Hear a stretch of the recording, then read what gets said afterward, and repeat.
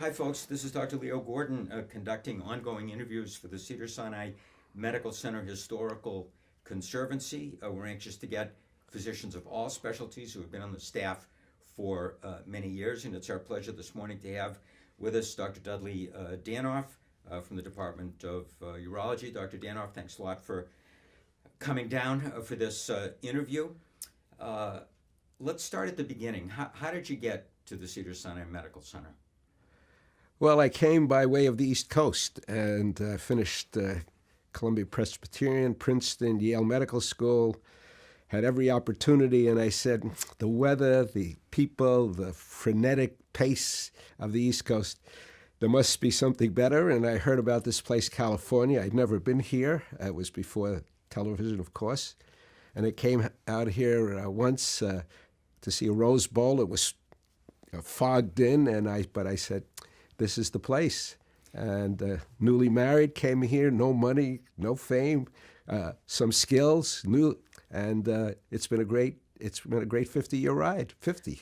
Did you start solo? Did you join someone? How did it come to be? And what was your relationship to Cedars or Sinai or Cedars Sinai? Well, there basically wasn't a Cedars Sinai. There was Cedars of Lebanon and a small little hospital across the street from what was Jerry's Deli.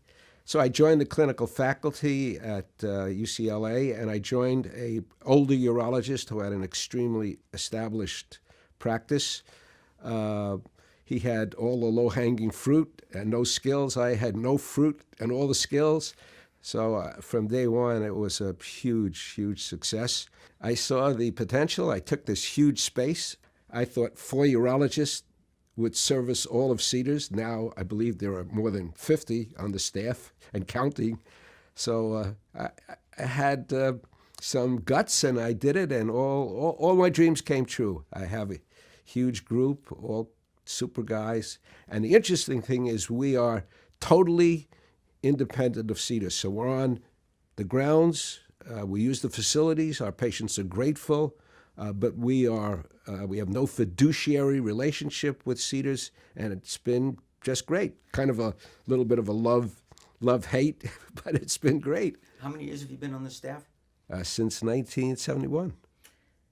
So 71 was before this hospital opened. And it was before the office towers were built, yes. So, Dudley, 1971, that was before this place was built and opened. So you had 2 hospitals. You had Cedars of Lebanon and Mount Sinai. Yes. Which hospital was your initial practice? Well, was it both of them? No, it was Mount Sinai for sure, because the younger fellows were there, the hungry fellows. Some of the older guys who had been there from, believe it or not, the Second World War, boxed out the younger guys, which was primarily the reason that young Mount Sinai was born. But in those days, traffic not being what it is today, I went to 4 or 5 or 6 different hospitals.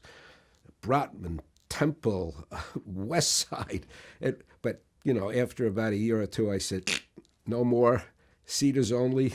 But that was pretty typical of a young surgeon getting started, and the time we're schlepping to all those different absolutely hospitals. Well, you've been on the staff a long, long time, and separate and distinct from the many advances in urology, what would you say your most memorable event in that long career? I know that's a hard question. Thousands, but something comes to mind. So before EMI, Cedars, of course, being Cedars, wanted to be in the forefront, developed an EMI system, CS Link, and they rolled it out with great fanfare and people and hiring, and it was very unique, new to the hospital. It was very unique and new to the staff members. It was very confusing, and it was hyped and hyped and hyped to $31 million worth of hype, and it came online with a lot of helpers, and it was a disaster. It took away the doctor from the bedside. It took away the doctor from the patient. It took away the doctor from any interaction with the patient and punching in things. It was non-intuitive. And the hospital said, phew, this is the greatest thing since chopped liver. And I kept saying, this is not. And I got up and spoke loudly and organized what I would call a revolt. And, $31 million later, they canned it and they came up with something which I don't think is much better, but I consider that I just saw it was wrong. I saw a big institution backing it. I didn't think it was the proper thing for the doctors nor the patients, and I got up and I spoke out. That was PCX. Yeah, that was the initial foray. Yeah, right. into PCX. Medical record. Yeah. Well, I would say that is a very significant and memorable event because what you mentioned cuts across all specialties. Absolutely. Not just unique to urology.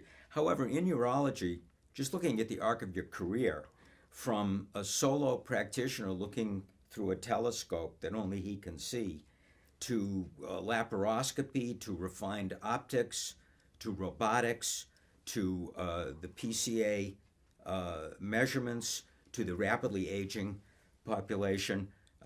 Did you ever envision the dramatic changes that you've witnessed? Well, you spoke like a true urologist. I mean, who ever heard of the robot? When we used to do a radical prostatectomy in the good old days, I mean, it was 6 units of blood. You had to do a pubectomy. You couldn't see the anterior veins. And now, if we lose 2 cc's of blood doing a robotic operation and patient goes home the next day or even as an outpatient, I mean, it's unbelievable. It's beyond, I'm imaginative, but that's beyond my imagination. I would say that's the biggest thing. The robot changed the face of the earth for urology, and I'm sure other specialties as well. You're by nature a sociable person. You must have been in humorous or unusual situations over the years.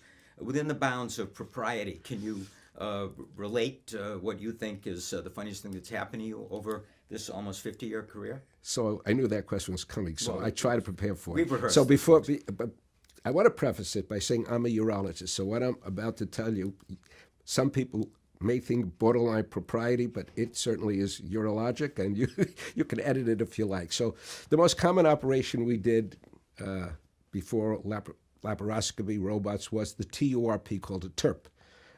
What does that stand for?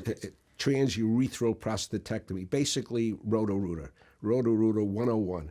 The plumbing is clogged, you put an instrument, you make a little hole, make the donut bigger, and we didn't have finasteride, we didn't have the alpha blockers, we didn't have PSA, so everybody got a TURP. So we were doing 4 or 5 TURPs a day, 5 days a week. And basically, patient comes in, lithotomy position, the nurse preps, we put the instrument in, and one day, sort of a skinny little old Jew from the Fairfax district with 8 children and a wife comes in, and they're prepping him, and I'm not paying much attention, and I noticed that the cysto room is beginning to fill up, quite a lot of people, a big crowd, and I looked around, one of the young lady nurses, I said, why is everybody here? She said, well, this patient has the biggest penis we ever saw. And word got around in the operating theater, and it was standing room only. Yeah, I see. Well, and I thought that was hilarious. I'm going to file that under anatomic interest. I think that is a funny story. Spoken from a man who, by the way, has seen more penises than could fill a Rose Bowl. I want you to know that's with some authority. Quite a volume, and I'll trust your statistics on that one. Well, Dudley, let me flesh this out for you. We're sitting here in the friendly confines of this room. At this moment, a young urologist, new to practice, just pulled into the parking lot. He's got his suit, he's got his freshly printed business cards, and you bump into him on the plaza level, and he introduces himself and he says, Dr. Danoff, what advice would you give me as I embark on my urologic career at the Cedars Sinai Medical Center? I would say get up really early in the morning, be the first one on the job, work as hard as you can, apply every skill, every piece of knowledge that you've ever garnered in your career to your craft, to your trade. Go home at the end of the day later than anybody else, having worked harder than anybody else, and never look back and see who's catching up to you. If you get up and you give it your best shot and you go home, you don't have anything to regret and only something to look forward to. And you'll be smiling, because I'm smiling after 50 years, and I don't want to quit. And I think that's my mantra. Well, very sage advice from a good friend and a most respected member of the Cedars surgical community. Thank you very much. Leo, it was an honor. Thank you.